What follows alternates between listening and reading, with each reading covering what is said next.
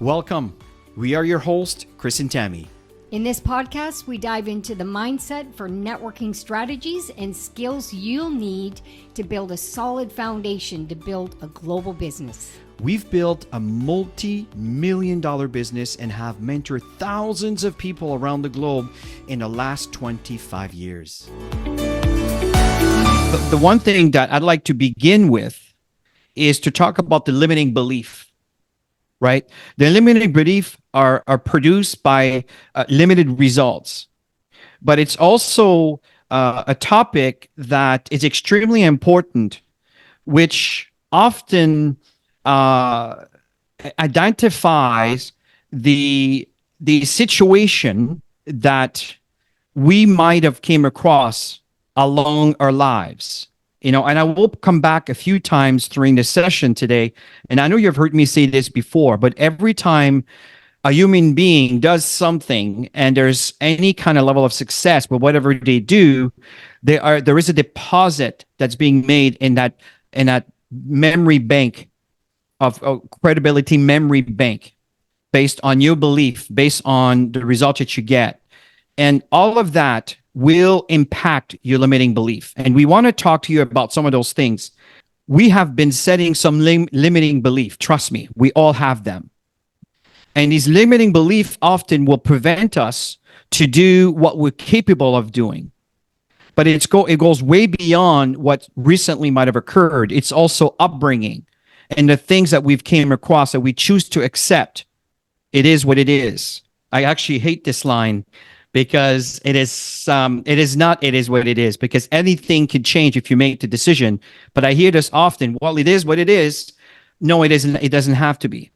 And this is what we want to talk about here tonight, is the limiting beliefs that we set as we grow up based on our education, based on our religious belief. And it's nothing to put anything down in any way, shape, or form. These are all the different things that we've been exposed to as we were growing up, and the things that we were told not to do or we can't do. And all of these have been repeated over time, over years. It's important to create some adjustments, especially when you're not pleased with the results from the previous year or stuff that's happened in the past. We can't keep carrying this baggage because it's heavy. And it's not a good environment to hang out in, right? So it's really, really important to constantly sit back and reevaluate. And these are things that Chris and I have done, especially last year. It wasn't an easy year for most people.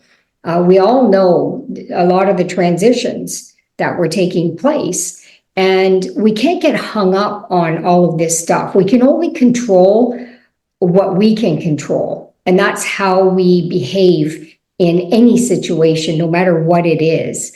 So it's nice to just sit back and reflect sometimes. What do you want to carry into 2024 that's going to move you towards the life that you desire? Because we all have desired lifestyles that we're looking for. So where are you right now, and what do you want your life to look like in the next 5 to 10 years? We've heard all this before, but if you're not moving towards it, it's because you're probably not sitting back and doing this evaluation, which is, by the way, something that Chris and I do regularly in conversations and writing stuff down. And of course, our vision boards, everything's behind us too. So we get to see it every day when we're not doing what we need to do to move forward. So write it down, you guys. So take the time. Write down the things that you're willing to give up that's holding you back. Write down the things that would make your life better in 2024. And then write down whatever those dreams are. It doesn't matter what it is, write it down. And then you got to work on the goals around that. And then the action steps around that as well, because everything boils down to tasks. And they could be the smallest little tasks of accountability that's going to move you towards the bigger things. What makes your life better? And this is the point that Tammy's talking about. Is to set those dreams that are breaking down into your goals, that are breaking down into steps, which you take action on those steps. So the next point that I want to talk about is implicit memories, and it goes back to what I was telling you about the upbringing, right? The things that have influenced you and determining who you are by accepting what maybe a teacher told you, or your parents told you, or your friends told you.